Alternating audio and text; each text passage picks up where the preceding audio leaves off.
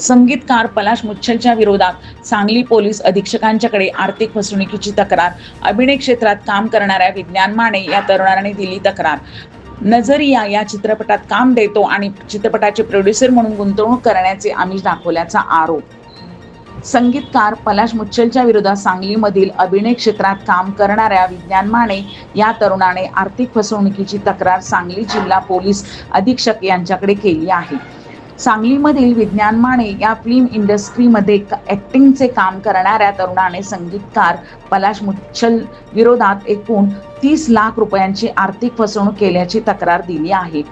नजरिया या चित्रपटाचे दिग्दर्शन आपण करणार असून सदर चित्रपटाचे प्रोड्युसर म्हणून त्यामध्ये गुंतवणूक करावी, तसेच चित्रपट OTT प्लॅटफॉर्मवर प्रदर्शित झाल्यानंतर त्याच्यातून 25 लाख गुंतवणुकीवर 12 लाख रुपयापर्यंत मोबदला मिळणार असल्याचे पलाशने विज्ञान माने यांना सांगितले होते. तसेच तो चित्रपटामध्ये ॲक्टिंगचे काम देखील देणार होता, असं विज्ञान माने यांनी आपल्या तक्रारीत म्हटलं आहे. पलाशने विश्वासात घेऊन माझेकडून वेळोवेळी एकूण 30 लाख रुपये घेऊन माझा विश्वासघात करत आर्थिक फसवणूक केला असल्याचा आरोप विज्ञान माने यांनी आपल्या तक्रारीत केला आहे. आर्थिक फसवणूक केल्याबद्दल पलाश मुच्छल यांच्यावर IPC 406 व 420 प्रमाणे विज्ञान माने यांनी पोलीस अधीक्षकांच्याकडे फिर्याद दिली आहे. नमस्कार, मी विज्ञान माने. आपल्याला सर्वांना माहिती आहे की पलाश मुच्छल हा एक डिरेक्टर आणि म्युझिक कंपोजर आहे. तो सांगलीमध्ये काही कारणानं यायचा, ते कारण काय मला बोलायचं नाही आहे, सर्वांना माहिती आहे. परंतु तो आल्यानंतर माझ्यासारखे काही जी गुंतवणूक करतात इन्व्हेस्टर्स आहेत त्यांना भेटायचा आणि म्हणायचं की तुम्ही पिक्चरमध्ये पैसे लावा, तुम्हाला आम्ही चांगले रिटर्न्स देऊ. यामध्ये त्याची मम्मीसुद्धा आहे. त्या आमच्याशी बोलायच्या आणि पैसे गुंतून घेतले त्यांनी आमच्याकडून नजरिया पिक्चरमध्ये.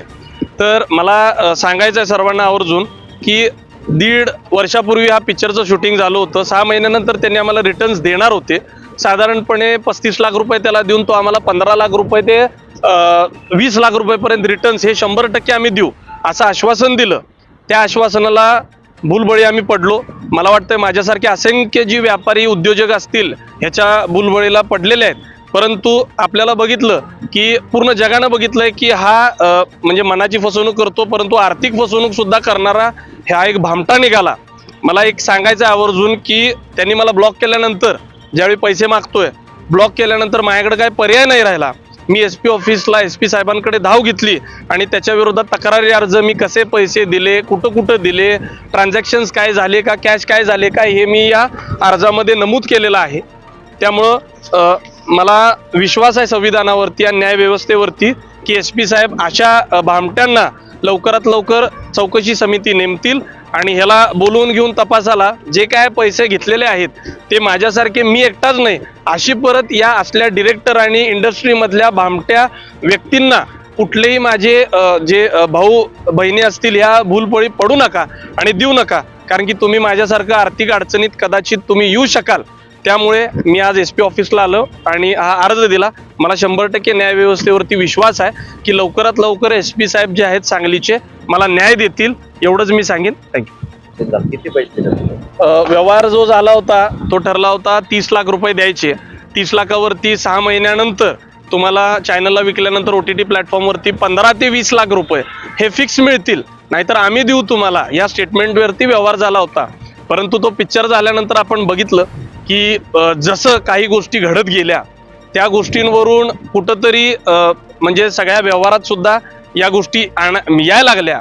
आणि मी माहिती घेतल्यानंतर इंडस्ट्रीमध्ये की हा व्यवहारानं बाबा कसा आहे माणूस, तर मला सगळीकडून याच्याबद्दल नेगेटिव्ह फीडबॅक आला की हा फसवी आहे, हा भामटा आहे. कारण की हा फोन उचलत नाही. ज्यावेळी आर्टिस्टला सुद्धा पैसे द्यायचे असतात त्यावेळी हा फोन उचलत नाही, त्यांना सुद्धा ब्लॉक करतो. त्यामुळं इंडस्ट्रीवरती थोडंफार म्हणजे काही अशा पलाश मुच्छल सारखी मोजकी लोक आहेत ज्यांच्यामुळे इंडस्ट्री बदनाम व्हायला लागले. त्यामुळे अशा व्यक्तिमत्वांवर प्रशासनाने लवकरात लवकर कायदेशीर जर कारवाई केली तर इथून पुढे अशा पद्धतीनं डिरेक्टरकडून इन्व्हेस्टरची, प्रोड्युसरची फसवणूक कुठंतरी मोठ्या प्रमाणात थांबेल. कारण की असंख्य उदाहरणं आहेत की आम्ही पैसे दिले होते, नव कृष्णा व्हॅली स्कूलमध्ये आम्ही पैसे दिले होते, काही अकाउंटवर दिले होते, काही कॅशचे आम्ही तिथं दिले होते. कारण की डेलीच्या रुटीनमध्ये कॅश पेमेंट्स पण लागतात. तर आमचं प्रॉपर बोलणं झालं होतं, त्यामध्ये सगळ्या गोष्टी नमूद आहेत. आम्ही कृष्णा व्हॅलीला कुपवाड MIDC पोलीस स्टेशन येतं तिथं दिले होते आणि खरं मी याचा अर्ज द्यायला आलो SP ऑफिसला, कारण की त्यांच्याकडूनच अर्ज फॉरवर्ड होतील, कुपवाड असेल किंवा अमुक ठिकाणी जिथं घडलं त्यांना ते सूचना देतील आणि तपास चांगल्या पारदर्शकपणानं होईल आणि कुठंतरी मला एक युवक म्हणजे भारताचा युवक म्हणून मला न्याय व्यवस्थेवरती विश्वास आहे, संविधानावरती विश्वास आहे. प्रतिनिधी समाधान लोंढे यांचा रिपोर्ट.